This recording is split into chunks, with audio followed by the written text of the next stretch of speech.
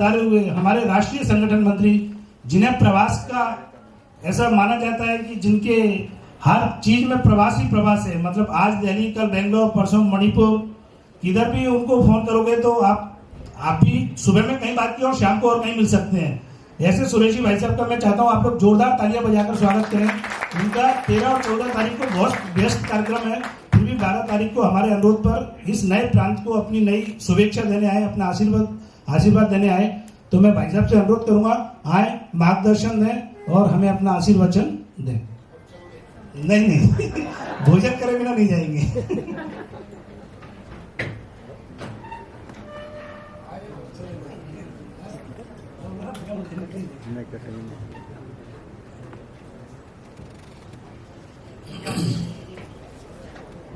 इसी कड़ी को, स्वागत की कड़ी को एक साथ ही पूरा कर देते हैं। भाई साहब का स्वागत करने के लिए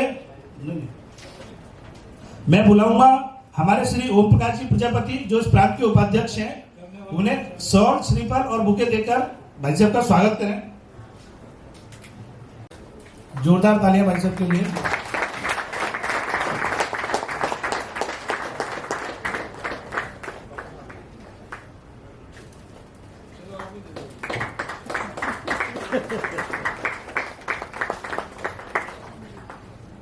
अभी मैं भाई साहब से अनुरोध करूंगा अपना आशीर्वाद हमें दें, आशीर्वचन होकर हमारा मार्गदर्शन करें।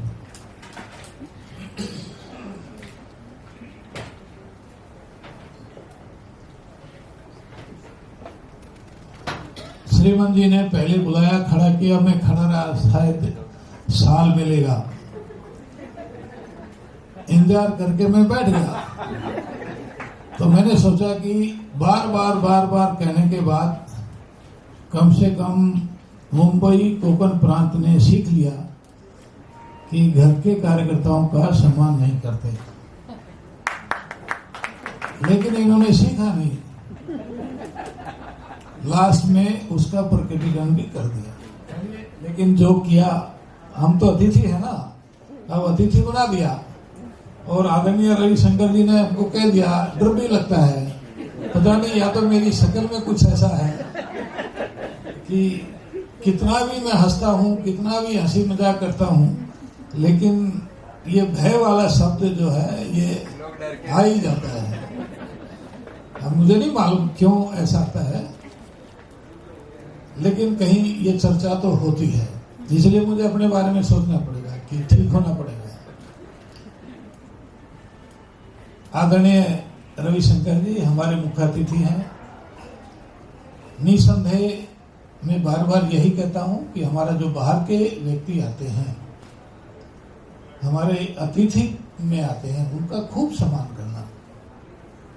उनको आप चाहे कितना भी कीमती, कितना भी अच्छा, लेकिन बाहर के लोगों का सम्मान करना।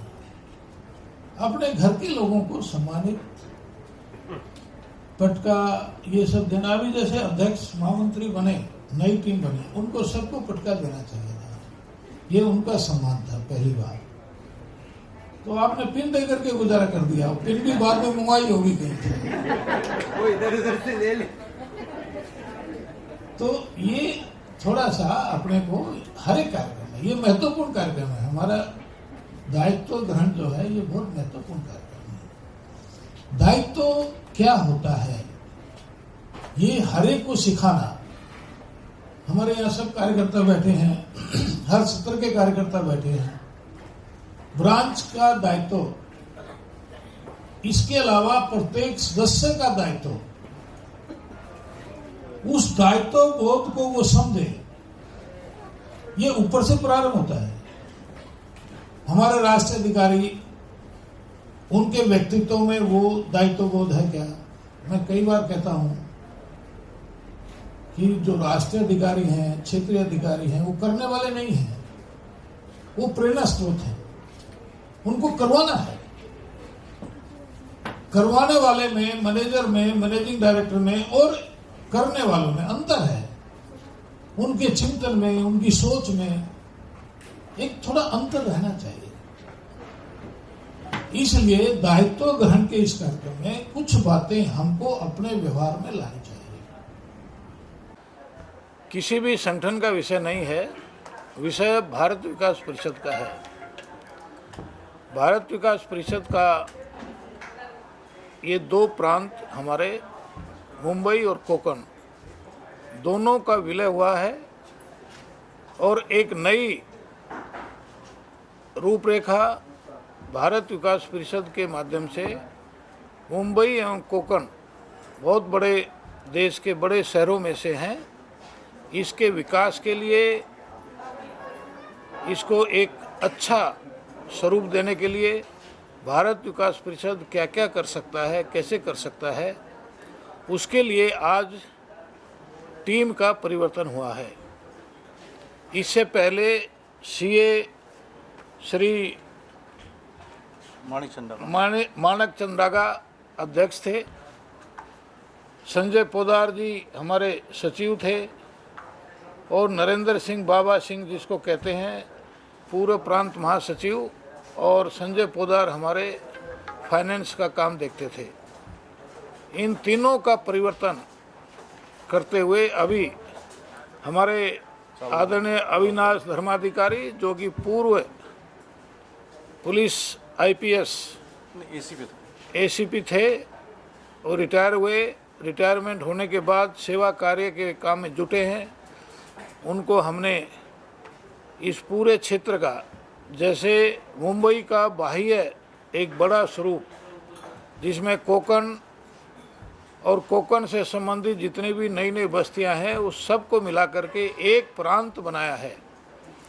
उस प्रांत के अध्यक्ष के रूप में आदरणीय अविनाश धर्माधिकारी जी काम संभालेंगे अध्यक्ष के नाते। और इसी प्रकार से श्रीमंत प्रधान, वो चार्टर्ड अकाउंटेंट हैं, कहीं एक बड़ी कंपनी में सर्विस करते हैं। वो पहले भी सचिव थे, कोकण प्रांत के सचिव थे, अभी वो पूरे मुंबई कोकण प्रांत का महासचिव के नाते काम देखेंगे। तो ये दोनों मुंबई प्रांत और कोकण प्रांत को एक साथ करने का उद्देश्य? अभी मैं वही बता रहा हूँ कि किसी भी संगठन में जिस प्रकार आपने पूछा, भारत विकास परिषद में विशेष रूप से दायित्व जो है ये एक जिम्मेवारी का भाव है।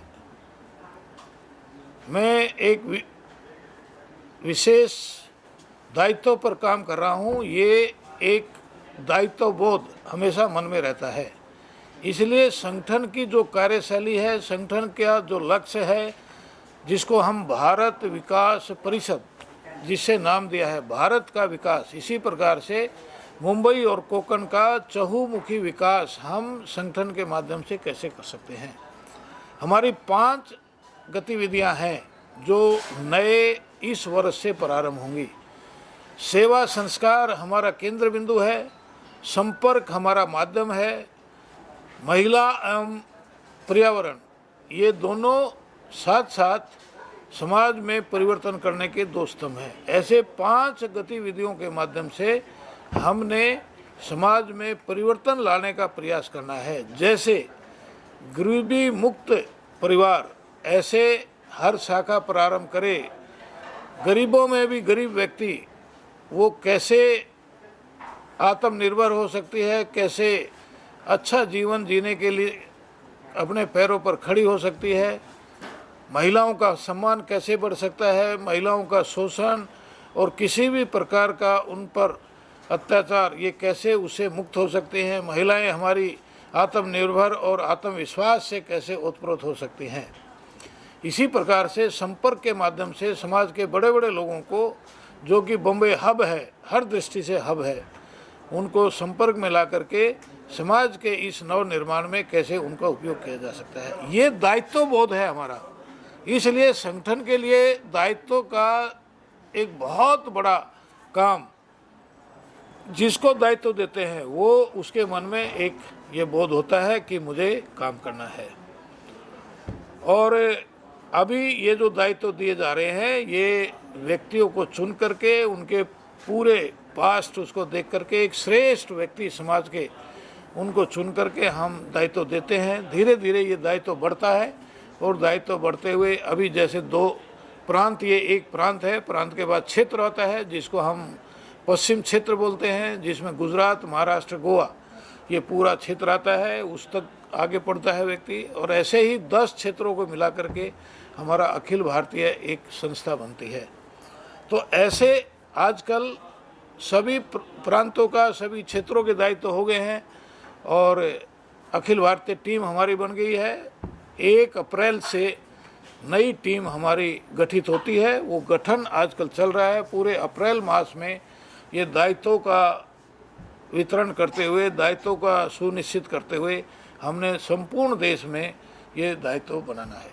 सर, जैसा कि आपने कहा कि अभी एक गरीबी मुक्त भारत मतलब इस तरह करने के लिए तो जो अपना नया वर्ष लगा हुआ है, इस नए वर्ष में भारत विकास परिषद का कुछ ऐसा नया मतलब ऐसा कुछ नया भाव, नया कार्य कुछ ऐसा मन में है करने के हमने नव वर्ष में ये यानी 1 अप्रैल से जो प्रारंभ, 1 अप्रैल से 31 मार्च तक एक लक्ष्य दिया है सभी शाखाओं को। हमारी 1600 शाखाएं हैं। 1600 शाखाएं संपूर्ण देश में कम से कम 10 परिवार, गरीबों में गरीब, पुअरेस्ट अमंग द पुअर, ऐसे परिवारों को ढूंढना, उनका अध्ययन करना, उनका क्यों गरीब है इस कारण को ढूंढना, परिवार में क्या सामाजिक बुराई है, किस कारण से वो गरीब हैं, क्यों नहीं वो आत्मनिर्भर बने, काम नहीं है, रोजगार नहीं है, बच्चे पढ़ते हैं कि नहीं पढ़ते हैं, महिला कुछ काम करती हैं कि नहीं करती हैं, परिवार की कैसी स्थिति है, ये सारा अध्ययन करके उनको खुशहाल और आत्मनिर्भर बनाना, यानी गरीबी मुक्त करते हुए उनके जीवन को अच्छा बनाना, उनका स्तर बढ़ाना, ये हमने संकल्प किया है। 1600 शाखाओं में लगभग 16,000 परिवार होने चाहिए, लेकिन हमें लगता है कि 15,000 परिवारों को हम इस साल यानी 31 मार्च 2026 तक आत्मनिर्भर बना पाएंगे। ऐसा हमारा एक संकल्प है। नई योजना में ये काम हमने करना है। दूसरा काम हमने जो इस साल सोचा है, ऐसे परिवारों को संस्कारित करना, बच्चों को ऐसे लगभग 10,000 स्कूलों में संपर्क करके, उनके साथ तालमेल करके, उसमें पढ़ने वाले बच्चों को संस्कारित करना, भारतीय संस्कृति से ओतप्रोत करते हुए भारतीय जीवन मूल्यों को संस्कार के रूप में उनके स्वभाव में, व्यवहार में, आचरण में डालना, ये संकल्प हमने इस साल के लिए किया है। सर, आखिरी सवाल सर, नए पदाधिकारी लोगों को एक संदेश के रूप में मतलब उनको कुछ संदेश देंगे जो अपने आज आप दायित्व ग्रहण करेंगे, एक विशेष जैसा हम दूसरों को बनाना चाहते हैं, समाज को बनाना चाहते हैं, ऐसा भारत विकास परिषद के प्रत्येक सदस्यों को स्वयं बनना। मैं संस्कारित होऊंगा, मेरे अंदर संस्कार होंगे, मैं अच्छा होऊंगा तो मैं 10 लोगों को अच्छा बना सकता हूँ। पहले मैं ही अपने अंदर कोई परिवर्तन नहीं आया मेरे अंदर, और मैं ठीक से नहीं सोचता हूँ समाज को कैसा बनाना है, कैसा करना है, ये मेरे अपने जीवन में गुण नहीं है तो बाकियों को नहीं कर सकते। भारत विकास परिषद ऐसा नहीं बोलता जाओ करो, नो, आइए हम सब ठीक करें, पहले हम ठीक होंगे फिर समाज को ठीक करेंगे। तो यही हमारा ध्येय है। एक एक व्यक्ति को जुटा, दिव्य संपदा बढ़ा, देश भक्ति आ रही। जिस प्रकार से देशभक्ति आ रही, उसी प्रकार से संस्कारों की एक लड़ी यह प्रत्येक व्यक्ति के जीवन में आए, हमारे सदस्यों के जीवन में आए, फिर सदस्यों से समाज के जीवन में आए, ये हमारा हेतु है।